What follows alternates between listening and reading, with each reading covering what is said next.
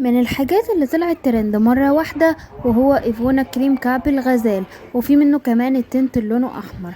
هو الكريم يعتبر مرطب وملون لكعب الرجل، ومكتوب عليه كمان انه طبيعي 100%، وسعر العبوة لا يتخطى ال15 او ال20 جنيه على حسب المكان اللي بتشتري منه.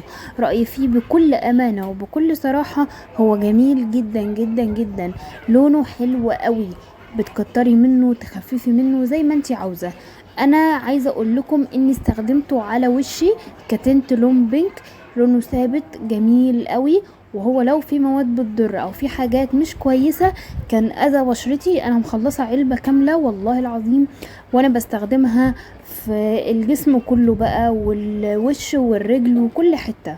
فعايزه اقول لكم ان هو من افضل الحاجات اللي نزلت مؤخرا، والعبوه بتقعد معاكي مده طويله جدا. تستخدميه في الباديكير والمانيكير وكتنت كمان للوجه، وتقدري كمان تستخدميه ككريم توريد للجسم كله. وعايزه اقول لكم انه مضمون 100%، حلو قوي. وكمان بيرطب فعلا وملمسه كريمي، وما تقلقيش منه خالص.